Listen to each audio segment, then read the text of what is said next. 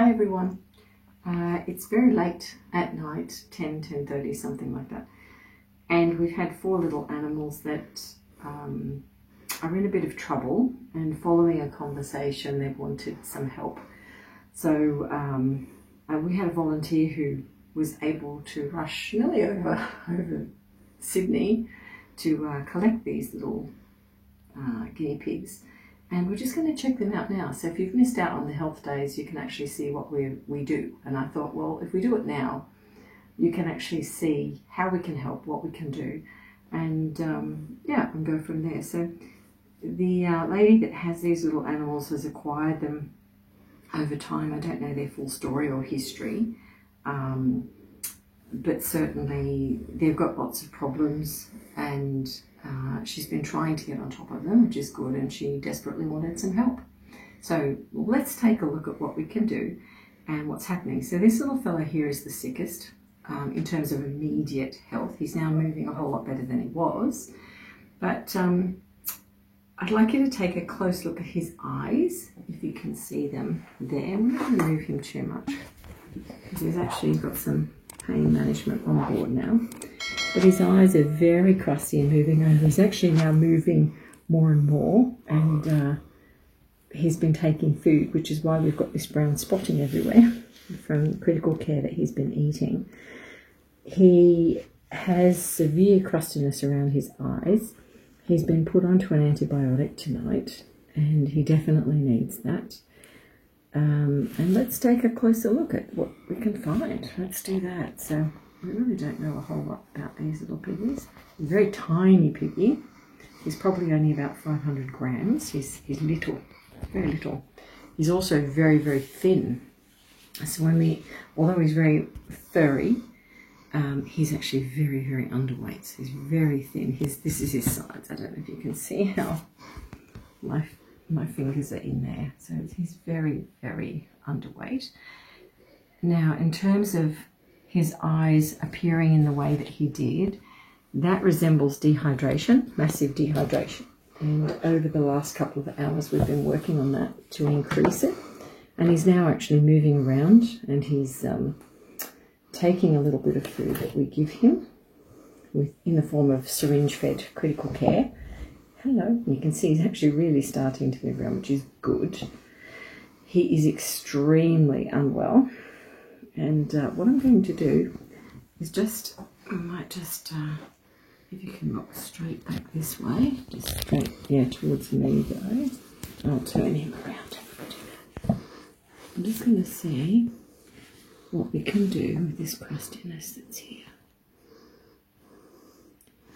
Because when they get, there's a number of things. We did see some yellow pus-like material here in the corner of his eye, which could be something like a blocked lacrimal gland. He's pretty furred up, and so he's got a lot of rubbish in there actually. Look at his eye. He's very dehydrated still, extremely dehydrated. So we're going to keep working with his hydration. Now it's really tricky when you're feeding critical care to an animal, because critical care is a dried food and it effectively needs to be combined with water. Unless it's fully hydrated itself, it will take more fluid from the body. And if an animal is already dehydrated, it can actually have a negative impact on it. So your animal, in this case a guinea pig, needs to be hydrated in order for critical care to be effectively brought on, and then the body to be able to break it down in a good way. So if you've got a dehydrated guinea pig, you really need to start balancing the hydration before doing more critical care. So he's actually picking up with the hydration we're giving him, and he's starting to work a bit better with that. I can see it right up close here. It's got a lot of monkey bits in and around the eye. This is almost what we would say is fungal, and I'll have a closer look at that in a minute. The reason I'm not saying that up front is because we're not seeing it in amongst the other locations on the body. I know it's not good, is it? It's not good, but hopefully he can see out of that eye once we just clear it a bit. But when you do have an animal that's sick and they've got such a lot of gunk around their eye, when you wipe and clean around this area back to a state of being clear, you then know if there's any further discharge. And look, we can see more of his eye globe now, which is way better than when he first came in a couple of hours ago. So that's positive. This little cone, very carefully, when you've got an animal that's very, what's that? Did you see it move? Yeah, he's got a lot of gunge in there. This is like a fungal. And I think it's just a build-up of eye matter because he's just so unwell. You can see he's lost all the skin just there. But he doesn't have the fungal anywhere else. So when you do have an animal that's unwell, a guinea pig that's unwell, it's a bit like us. If you had your eyes completely glued together, you would not be happy with that being the outcome. So we can easily just clean that. I'm using saline to do this. And this saline is also brilliant in and around the eye, because we did see some infection here, and I'm just putting a bit of pressure there to see if we have any infection that's sort of showing. Oh my goodness, you're dehydrated. He's extremely dehydrated, this little guy. So dehydrated. So, all right, eye number 2. Can you see that one there? Yeah. Hopefully you can. Oh no, I'm sorry. You're gonna run back to me. Come on. Let's just get this eye sorted. So it's, oh my goodness, it still is clumpy. It's just like grains of sugar lumps in there. Look at that coming off. That's got to be super uncomfortable around your eyes. It's almost like, maybe a bit like conjunctivitis. If anyone's ever had that and you experience it, it's really uncomfortable. Let's get that little. You have to be super, super careful with a little tiny grooming tool like this, because you don't want it to go in the eye. But that's a little piece there. It's just a nifty way to shift it when it's soft. Okay, you can see your eyes now. Look at that. Takes a little bit of work, but not long, does it? Just to... Now, it's not getting on top of the problem and the reason why he's in this state. But what we are doing, oh no, it's just going to make him feel so much better. There we go. Let's just see that eye again. Good. Let's get everything cleaned up a little bit. Little fella.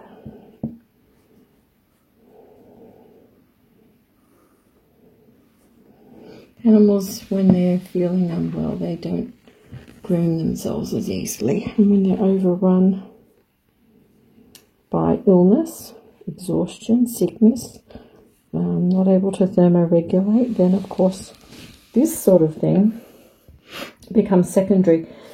And the problem here is that when you start shutting down areas like tear ducts that can't clear properly, you end up with further infections to what's actually going on with the guinea pig.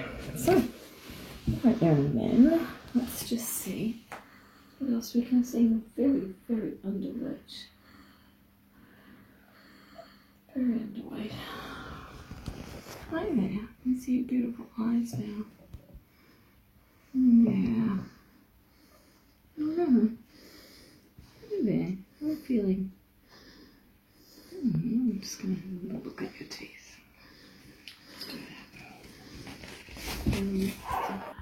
Okay, so this little guy is really, really underweight. Like when we see an underweight animal, there's nothing of him in here. He's just very little. Alright, he's in a lot of discomfort, but let's just see if we can take a peek at those front teeth. I'm sort of in a funny angle. It's not overly bad looking from the side here. I'll take a better look shortly. He's able to close, and he certainly can eat, so I might just give him another little bit of critical care while you're here. I'll pop you down. The biggest thing that is affecting him right now is an antibiotic. Now, part of the reason why is all the discharge in and around the eye. So we're not dealing with mites or fungal. We're simply dealing with an animal with massive dehydration, and at the moment, and that makes us look at why he's not eating, why he's not drinking in a normal way. He's certainly exhibiting a lot of pain. Now, another thing that you'll notice about his coat is that he's very typical of what we'd call a Saturn syndrome guinea pig. And I believe he's very, very young. He looks to be well under a year, I'd say. But with Saturn syndrome, they often carry osteodystrophy. And this is genetically terrible, terrible syndrome that they have. And it means a lot of suffering because their bones don't form in the normal way. And you can imagine if you had lots of broken bones or problems around formation of bones, you would be in constant pain. And some of these animals, not all of them, but the majority actually get, I think it's like 2/3 of Saturn syndrome end up with severe cases, and we've had many over the years. But they need constant pain management, and because when pain gets out of control, they don't want to eat, they don't want to move, which is fair enough. So we're just going to give him a little bit more food. He's had regular amounts of 4 to 5 mils plus water and fluids, antibiotics. So we're going to start there. And he's certainly moving a little bit more, but he's got a long way to go. This is a very seriously sick guinea pig. Shouldn't look like he's suffering so much now. It's not so long since the last feed. A bit more. More. Okay. A bit more. Okay. Okay. A bit more. Okay.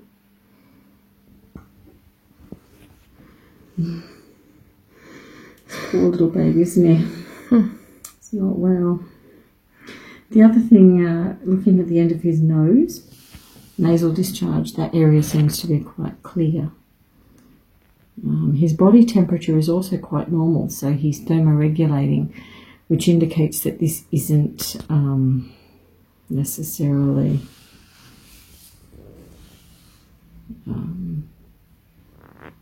he's not compromised in that way. So we'll keep hunting.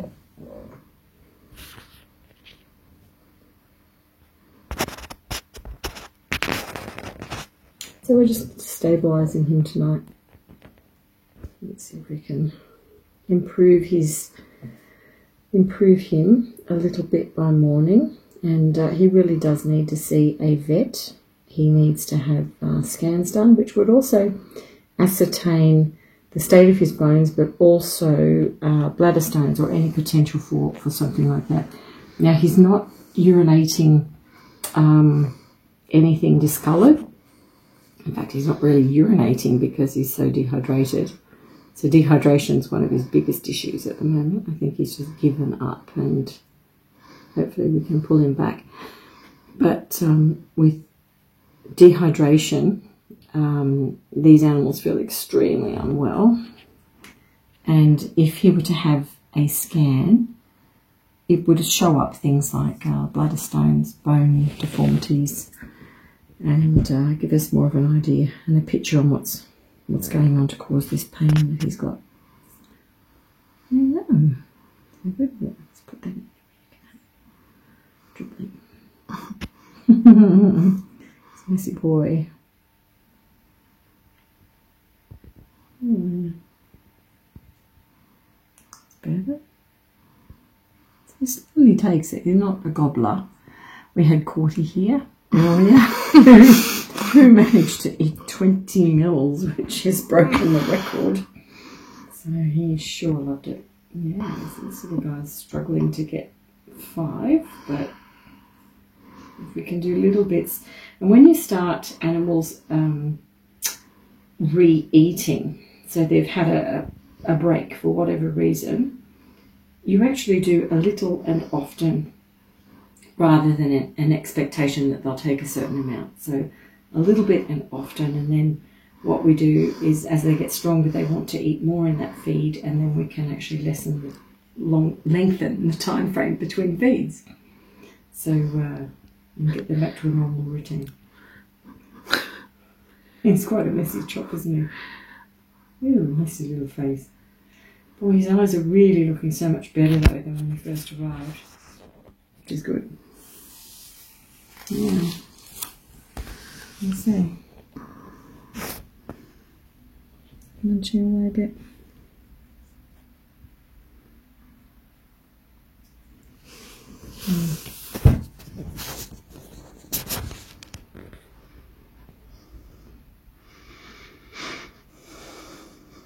Yeah, so this little fella's got a lot in front of him. Now we can't, with Saturn syndrome, if this is, which under this light is not particularly bright, but it stands out like he may be. Saturn syndrome cannot be cured. There's nothing that can be done with that. It's a genetic feature, and sadly these animals have a great deal of suffering. So ahead of them. And generally a very short lifespan, so the average is really around 2 years of age. So, yeah, little fella. Hello. Let's just pop you back, eh? Okay. I'll pop you down. There he is. See him. So actually, yeah. He's a little fellow. So hopefully we'll get him gaining some weight. We're not so concerned about that initially, but this is effectively what's going on with him right now. Alright, let's pop him back. Good boy. Yeah. So he's having intermittent critical care, more fluid. Yeah. Hydration's coming up. It takes 24 to 48 hours to fully rehydrate an animal that's in a dreadful condition.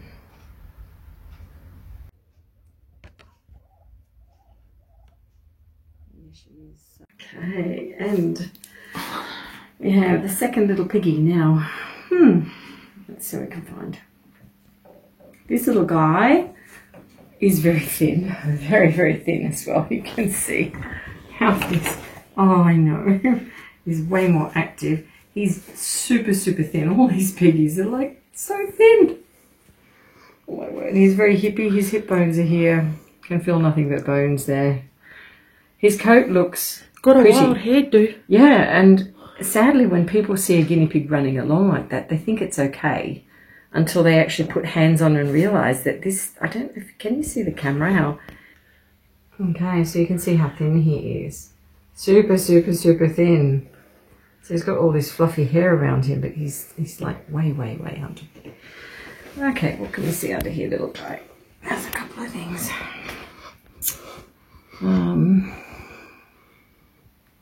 Little feet. Okay. Oh, that's right. His little front paw down here is covered in fungal. This one. Noticed this a little time ago, but you can see how much fungal is on that foot. It's really quite fungally. Because it's black, it's hard to show up, but it's hairless there. If I was to scrape it, you'd see this. See the skin there. You can see it's hairless, a bit fungally. Okay. So this little fellow has not been eating as well as he should be, and he's wet under his chin. Sorry, darling. Sorry. Let me use this cloth and have a little look at your teeth. Let's do that. Good shadow where you can see the teeth. Let's hold it. Try this one. Nothing happening there. It's got quite long lower incisors. Are they on the slant? I think it's the front there.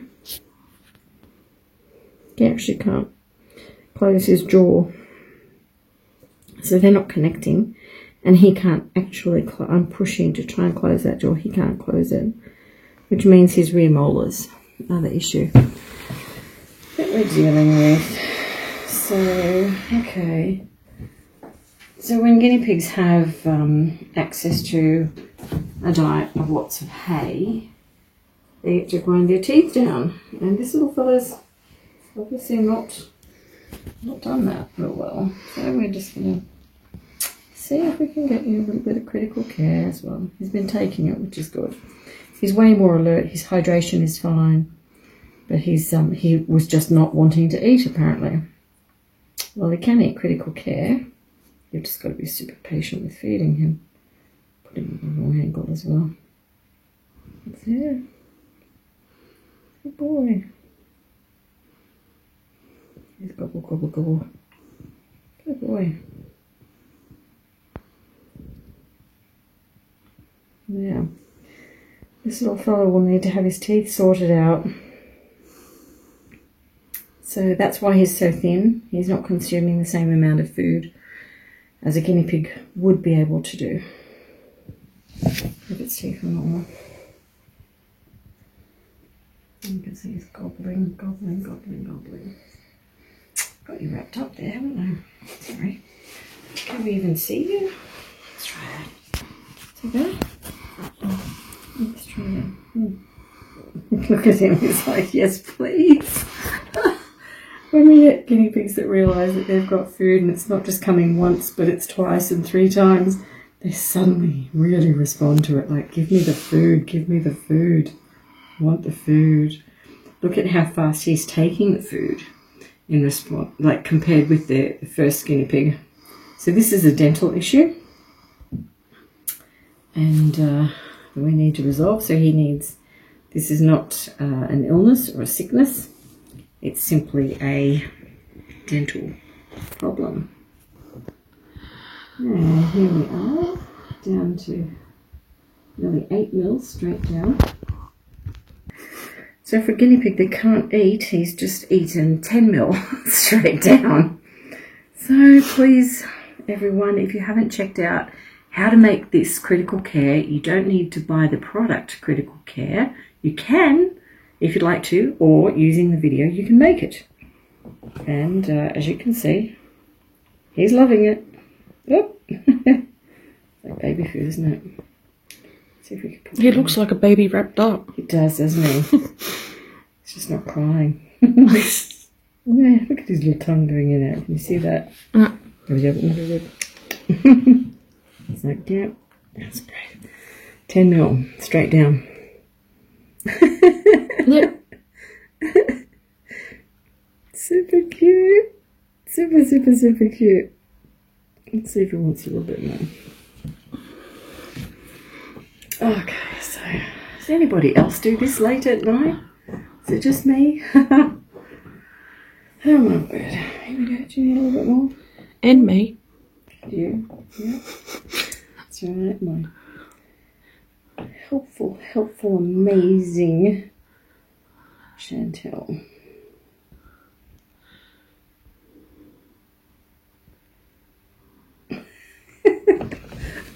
So that little tongue going, he's like loving it.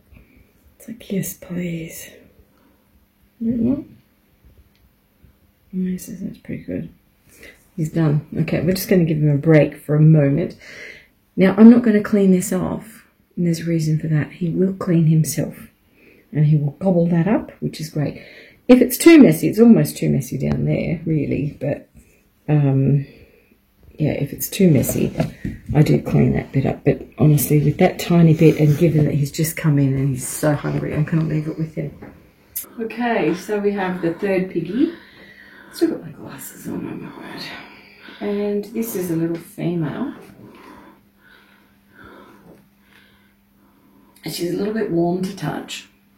And she has the typical feel of ovarian cysts. The warmth that you can feel means she's got an elevated temperature right now. And she's very pouchy down here. We've seen, oops, frightened of the camera. Sorry. We've seen, it's all right, sweetheart. It's all right, sweetheart. Wow, sorry. It's all right. Very jumpy, it's all right. Sorry, little one. All right, little one. You can see how pouchy she is down here. And with ovarian cysts, they can get to the point where they can rupture. Now, they don't feel quite to that point, but it will happen. So this is a surgical option, really, in order to rectify it. But it's best to have it done before they get too large, if that's causing trouble. So one of the other things I'd like to point out is a couple more problems with this girl. So while she's got ovarian cysts, which they're very, very serious in the sense that it causes these pouches, sweetheart. She's had serious mites. And you can see that, I'll hold her this way. Down the back here, she's quite hairless at the back end. So she has no hair down there. She's very bald. So I believe the owner's been struggling with how to get on top of mites and mange. Really, they need to have... they've had ivermectin, I think she mentioned that, but which is fine. So that would have got on top of it and would explain why it's relatively clean and clear and only down the back section. So she's had mites. We're going to assume she's been treated for that. She's very, very warm to touch though. And that's a concern. Because if we look down here to her little legs, she's got some serious, I don't know whether you can see that. She's got some serious issues happening there. She's red raw, and again it's right around the section where she's been hot. She's obviously had litters before, and we can tell that by the shape of the teats down here. So she's had young. I don't know how long ago that was. It's okay, it's okay, it's okay. It's all right. She's very, very sensitive down there. She's just so warm. So, so warm to touch. I think her feet as well. A bit bumblefoot-like. Which is the start of it, which I don't know again what substrate they've been. Oh, she just done a poo. Which substrate she's been on, but certainly that wouldn't cause the temperature to her body at this stage. It could later, but not right now. So her issues, she has many. So she has definitely ovarian cysts, which are a problem. She has an elevated temperature. She also has down here on the side, I'll just try and find it, a lump. Yeah, it's right there. It's only a pea-sized lump. But it's interesting, Cordy, another little piggy who is Chantel's piggy, has a lump almost in the same position. And it's not a sebaceous cyst. It's actually a lump. Let me find it. It's like a pea. Where's it gone? Let's see. Ah, there it is. I think it's right on it. Right there. It's like a... It's probably hard to see unless we shaved it, but I'm sort of there between and under my fingers. I don't know if you can see it. Not really. It's like pea size, but you can feel it there. It's exactly there. That's sort of poking out. Yeah, so she's got a pea-sized lump there as well. So she has a number of things going on. The elevated temperature is the biggest concern. So with that right now, typically that means that there is infection somewhere. So we've got her on an antibiotic tonight again till we can take things further. So little girl, she's very bony up here too, which is typical that maybe she hasn't littered that long ago. Very tricky. Ah, yes, there's one more issue. She's actually not weight bearing well enough. So while she can move really well, she is on her front paws not weight bearing as much on her left leg as she is on her right. And when we test that, like her full body weight, not too bad there actually now, but her full body weight is tending to go onto the right side. So she's yeah, it's just the temperature of her. She's like, you go to pick her up, she feels so warm. Guinea pigs are virtually the same temperature as us, so there's something pretty serious going on, which is internal. Those cysts, if one of them has ruptured, that would cause enormous infection and could correlate to higher temperatures like this. Sorry, it's so late at night. Oh my goodness. Okay, and then we have number 4 that has come in, who is a little female. Now she's only little, you're only tiny, and she looks like she would be a Sheltie or something, but she has actually been nibbled all the way around. So my observations with her are that she's with the older, larger girl, and when she nudges her, she tries to nestle up to her, which is a normal behaviour because she's so little and the other one's much older. The older one, which is uncomfortable and hot and has ovarian cysts, is literally giving her a bit of a nip to say get off. And you can understand why, because she's in so much discomfort. When I touch this guinea pig, normal temperature. So the other one, without a doubt, has a high body temperature. We can take more details on that later, but just simply by touch I can tell she's got a raging temperature, a bit like a fever. This little girl, again, is she's not overweight. She's a little bit on the thin side, but she is being nibbled all over, and that tells me maybe she's not getting as much food as she otherwise would do. But she looks good. She's, she is, out of the 4, she is the one that is not so much of an issue in terms of mites and those sorts of issues. She's not really showing a great deal at all. She has a patch down here where you can see, I'm just holding her very carefully, but through here she's very, very thin, where that's regrown.